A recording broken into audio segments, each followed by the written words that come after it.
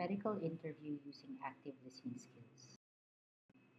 At the end of the session, the students should be able to enumerate basic components of a medical history, identify and demonstrate active listening skills in conducting a proper medical interview, and CEA when appropriate, conduct a patient centered medical interview. 60 to 80% of relevant information to generate or arrive at a working diagnosis can be elicited from a good medical interview.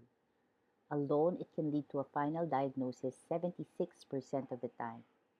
Medical interviews can generate clinical data necessary for diagnosis more often than physical examinations and laboratories combined. The medical interview is a purposeful conversation undertaken with a set of goals for each participant.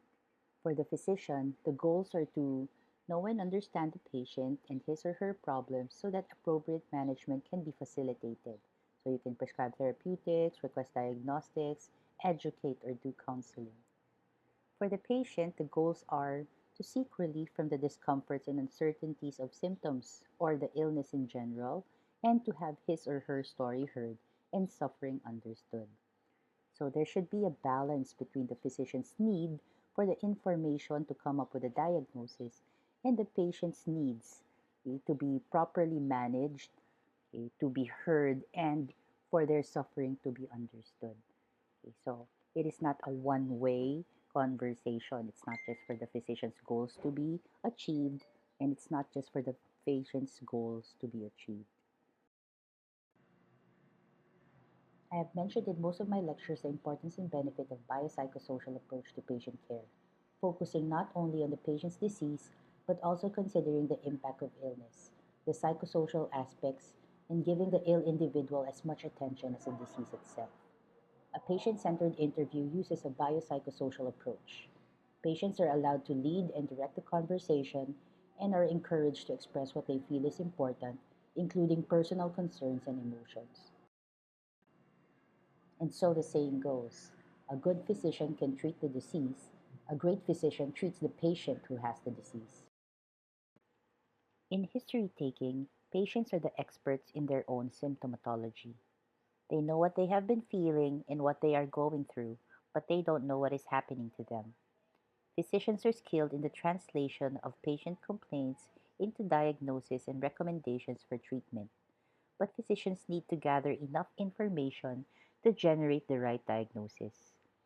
So the patient has to provide adequate data for the physician to process, and the physician should be able to elicit the pertinent information and eventually the final diagnosis. These can be achieved when there is good communication. So, in order to obtain a complete and valid history or to gather valid information, you should be able to get your patients to tell you openly what you need to know and more. Using a patient centered interview, using appropriate active listening skills, and CEA when necessary will facilitate this. Furthermore, patient-centered interviews give patients a sense of being in charge and helps them realize later on that they are responsible for their own care and well-being. Patient-centered interviews are associated with higher patient satisfaction, improved compliance and outcomes, and decreased malpractice suits. Take note, however, that patient-centered interviews should not replace traditional clinician-centered interviewing.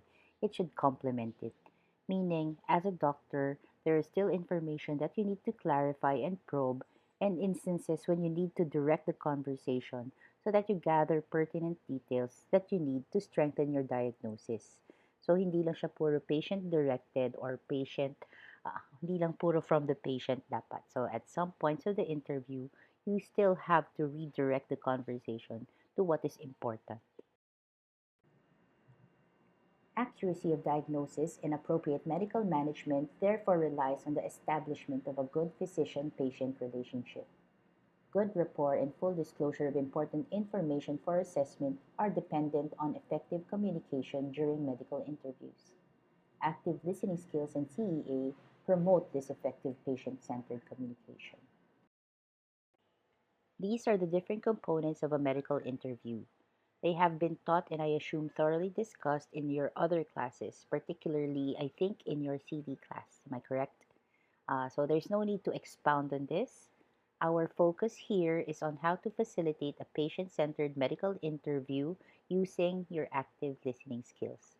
So just to go through the components of a medical interview, you start with your identifying data, chief complaint, history of present illness, past medical history, family medical history, personal and social history, obstetrics and gynecological history, sexual history, and review of systems. There are two other important details that should be included in your medical interview and your written medical write-up. These are the date and time of history and the reliability of the informant. In what instances do we need to document reliability among adults? When is it relevant? When you have a patient who is seemingly confused, an elderly patient with cognitive impairment, or a patient who is neurologically or psychologically impaired or even disabled and would require an interpreter, then reliability should be measured.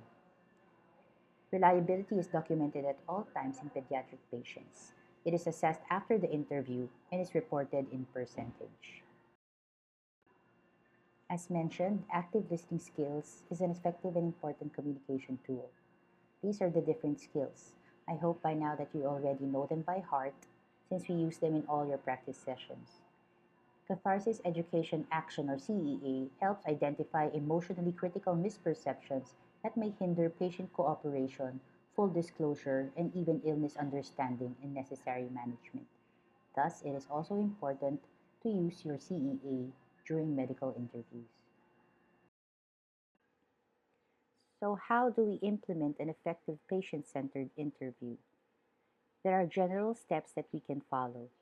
This is the five-step model published in the American College of Obstetricians and Gynecologists in May 2011. The five steps are: set the stage for the interview, elicit the chief complaint and set an agenda for the visit, open the history of present illness in a non-focused manner, continue the patient-centered history of present illness in a focused manner, then transition to the clinician-centered process.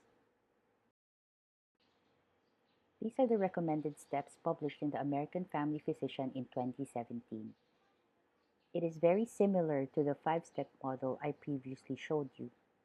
This is what we will use and follow for our patient-centered medical interview. Note that these steps only cover the first part of your medical interview, from the time that the patient enters your clinic or the time you begin your medical interview, and as you gather information for the history of present illness. The recommended steps are to introduce and build rapport, to elicit the agenda, to start discussing the patient's concerns using open-ended questions, to ask direct questions to elicit details, elicit perspective, empathize, summarize, transition, and gather additional data. It is similar to the previous five-step model, only this time it is more detailed. Going through the steps one by one, the first step is to introduce and build rapport. In this step, you should be able to satisfy the patient's need to be recognized. Also remember that all persons present at the visit should be introduced, meaning if the patient has companions, they should be acknowledged as well. The important active listening skills here are your attending skills. The next step is to identify why the patient has come to the clinic, so you elicit your patient's agenda. In eliciting the patient's agenda, start with open-ended questions and allow your patient to tell what he or she needs. It is recommended that you ask questions like, "How can I help you today?" or "What can I do for you today?" because it brings the focus to the purpose of the visit.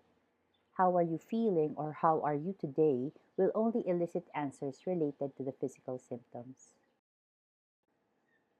Open-ended questions encourage patients to tell their story and express themselves.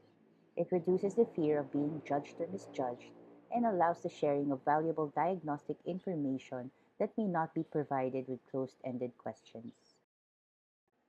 Still on eliciting the patient's agenda, it is important to list down all of their concerns. Ask the patient, "Is there something else?" until the reply is negative.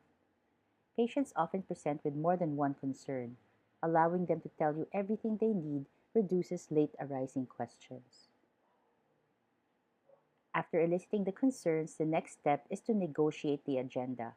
Prioritize concerns based on medical urgency or based on the patient's preference. The active listening skill that will help you negotiate the agenda is focusing. This will limit or prioritize your interview to what is important and doable given the time that you have for each patient. Less important issues can be postponed for another session or on follow-up visit. After you have listed down the patient's agendas and prioritized the concerns, the next step is to explore the primary concern. Again, we start discussions with open-ended questions like, tell me more about, would you like to talk more about, I want to know how it started, or what else did you notice? Exploring further is the same as probing. You probe and explore by asking vital follow-up questions to information provided, or you encourage the patient through leading skills to expound on their story. Clarify, use reflecting skills so that you and your patient know that you are on the same page, and to encourage your patient to open up and provide information that you need to further understand what is happening and to gather enough data to come up with a working impression. When you probe, you get more vital information. To probe, you have to encourage your patients to speak up. This slide shows examples of indirect leads, both verbal and nonverbal, that you can use so your patients know that they have your full attention and that you are willing to listen. Examples of verbal uh, indirect leads are, go on, I hear you, uh-huh, that makes sense, tell me more about, okay, or let me summarize what you have told me so far. For the nonverbals, you continue your eye contact, you use facial expressions that show your attentiveness. You show head nodding, you lean forward, okay, or at certain times, tactful, silent pauses. You may ask direct questions to elicit pertinent details that will help with your assessment. Direct questions can elicit specifics about the patient's chief concern. For example, the duration, severity, and the location of the problem, radiation and character of pain, relieving and aggravating factors, and any associated symptoms. This part of the medical interview is biomedical in focus and physician-led. As much as it is important to let your patients tell their story, it is also important to ask pertinent questions that will help you in your diagnosis. Patients may not always know what information is important, so it's up to the physician to direct the conversation to what is essential. In medical interviewing, the patient-centered physician explores adequately the biomedical problem and also deals with the psychosocial concerns that come with it. A patient-centered medical interview must also fulfill important psychosocial goals. These are eliciting the patient's perspective on the illness, understanding the patient's psychosocial context, and to reach a shared treatment goal based on the patient's values. Among Filipinos, additionally, we look into the capacity to comply with treatment, so we look at costs and accessibility. In understanding patient perspective, look into the patient's view of the illness.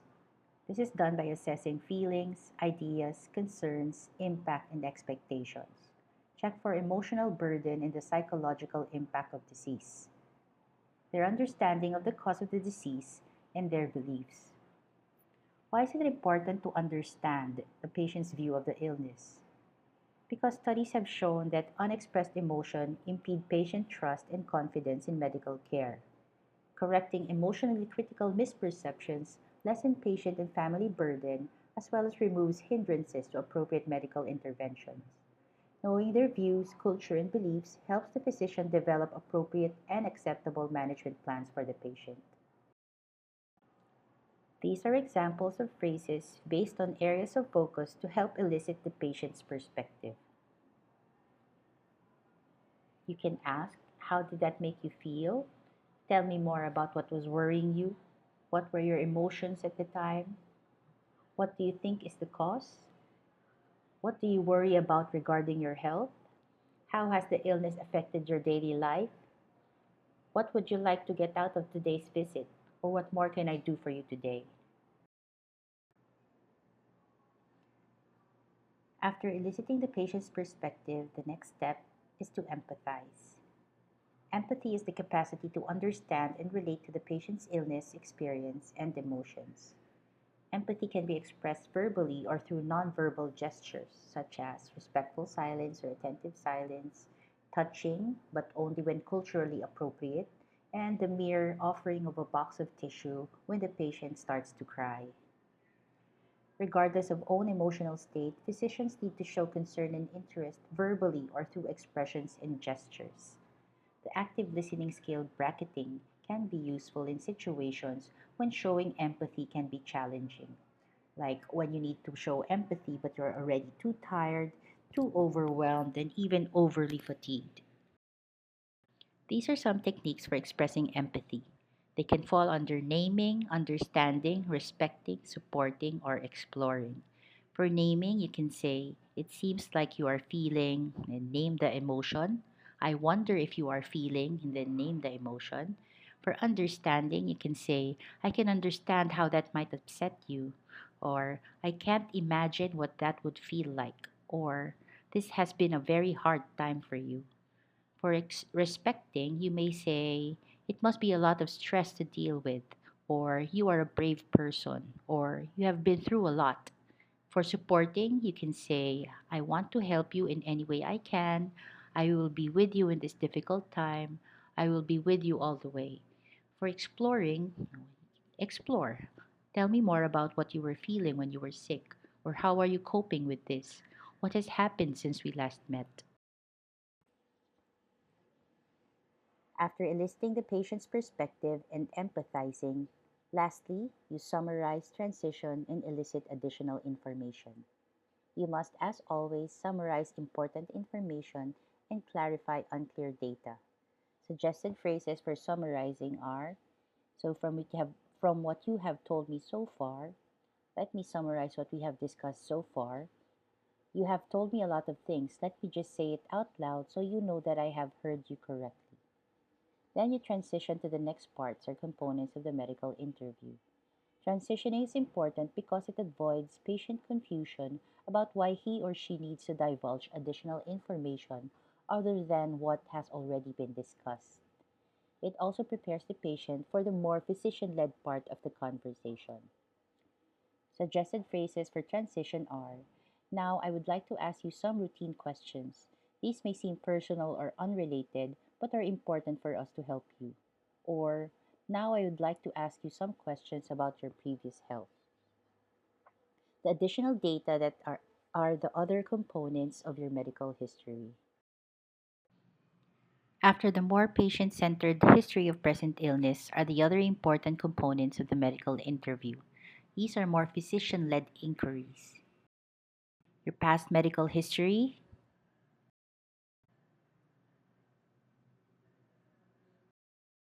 your family medical history,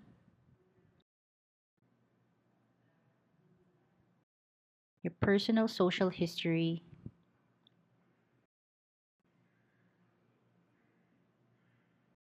and your obstetric and gynecological history,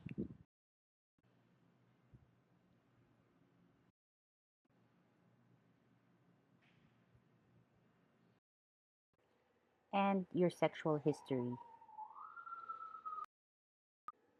Remember, when taking your medical history, it is sometimes best not to interrupt patients while they are trying to tell their story.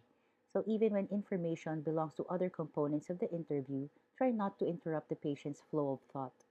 Of course, unless it is already necessary to do so. Hindi siya natapos or off-topic na masyado yung sinasabi. Remember that data flows spontaneously from the patient, so the task of organization or putting the data in its proper component or sequence is yours. Additionally, patients may not know what information is important or unimportant, so the task of eliciting pertinent information and redirecting the conversation is yours. Sometimes, some topics in the medical interview seem too personal or uncomfortable to openly discuss. Hence, there is a tendency to avoid asking questions which later on turn out to be pertinent information. How do you deal with these uncomfortable topics? The following tips and techniques can be useful. At all times, emanate a professional attitude. You ask questions not because you're gathering chismes, but because they are important. When patients see that you're professional about it, it obliges them to answer no matter how personal or how uncomfortable the topic. Present appropriate facial expressions and demonstrate appropriate affect because they take their cue from what they see, that from what you present. Okay. So other techniques start with open-ended questions and facilitate. So use leading skills, general to specific questions, use screening questions, be transparent or disclose the reason behind the questions, and as much as possible avoid medical jargon. So examples of leading questions, open-ended, you can say, many people your age have questions about sex and birth control. How about you? Or many people who are ill experience a change in their sexual function. Have you noticed any changes? Examples of screening questions are you sexually active? Or are you concerned about your risk of any sexually transmitted infections? Okay. So you may say, I know sexual concerns can be difficult to discuss, especially with a total stranger, but it sounds as if you have concerns. Please tell me more. And lastly, being transparent or disclosing the reason behind the questions. I'm going to ask you a few questions about your gynecologic or sexual health and sexual practices. I understand that these questions are very personal, but they are important for your overall health. Or just so you know, I ask these questions to all my adult and sexually active patients. The last component of the medical interview prior to the physical examination is the review of systems. This uncovers any additional active problems not discussed in the other components. It identifies additional symptoms that the patient may have overseen or the doctor may have overseen. Okay. For the pros, it is complete. Almost every body system is covered. I say almost because all uh, body systems connected to the chief complaint should have been discussed in the history of present illness already. So they're not part of the review of systems. Okay, so questions here are asked one at a time. There is ample time to answer. Actually, it's simple to answer because it's just yes or no. Is it present or absent? For the cons, some of the symptoms may be medical jargon. So it will take some time if you have to explain each and every one. So you have to have the simplest explanation or you're ready with the simplest way to characterize what you're trying to ask or what the symptom is. So this is an example of the review of systems. So you have your general, GI, cardiovascular, respiratory, urinary system, genital system, nervous system, and your muscular system. Before you proceed to the physical examination, always ask your patient if there is anything else he or she wants to discuss. This is an opportunity to add information missed or to correct historical information. Always summarize and clarify. So when you say summarize, you don't go through all the components again. That will take time. So you just highlight the pertinent information. So the information that leads to the diagnosis or assessment that you have generated based on the interview that you did. I would also like to discuss some common problems in history taking. Okay, so sometimes you are too rigid in completing the medical history, especially the written medical history, that you fail to allow the conversation to flow. Syempre, you have your códigos and you have the proper sequencing of the questions that you need to ask, but you have to remember, no, that the patient has to be allowed to tell their story. So, you have to pursue the course that the patient is taking. Of course, you can always use your direct leading skills to redirect the conversation to what is important or what needs to be discussed. Okay? When you do your note taking, it interrupts the flow of the interview. So you miss the eye contact or you forget, no, you interrupt the eye contact so your patient feels that uh, you're inattentive already or your attention is not maintained because when you look down, so the patient feels that she has to stop talking or they feel that they don't need to say anything else anymore because your eye contact isn't there anymore. So the attention is not there anymore. Okay, so remember, data flows spontaneously from the patient. The task of organization later on is yours. Sometimes we ignore the patient's emotional response and concerns during the interview process. So you may notice or you may say something like, napansin ko po para kayong napabuntong hininga. Maari po bang malaman kung bakit? So the patient will tell you why they sighed. So instead of pursuing that particular topic, the tendency sometimes is to ask the next question. So sometimes pa nga, not even related to the first question that you asked. So nawala yung flow, hindi na-identify or hindi na-discuss ng maayos yung particular emotion. So your patient opened up already and instead of pursuing it, you changed, no? You shifted the conversation to another topic. Okay, so when you ignore their emotional response or concerns, this discourages further or opening up. Okay, so it discourages opening up, and because they are not that open anymore, it can lead to a misdiagnosis because of the missing information that the patient may have provided if only you allowed them to express their emotions. So always remember that not all complaints are purely medical, or they may even be not medical at all. So these concerns and emotions are as important as the biomedical problem itself.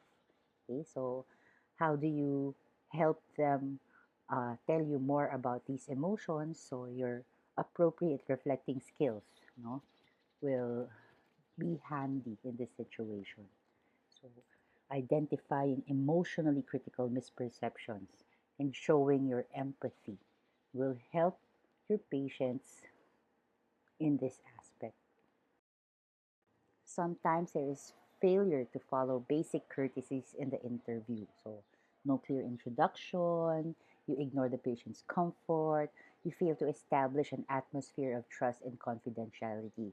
In other words, you present poor attending skills and poor rapport. Nagmamadali ka, kitang-kita ng patient na parang you're disinterested or you're not really that interested in knowing that what's happening to your patient. Okay? Sometimes there's failure to elicit the patient's own ideas about the cause of the problem and the patient's fantasies about what should or can be done for him. So, ibig sabihin lang yan, no, you fail to um, identify the emotionally critical misperceptions of the patient.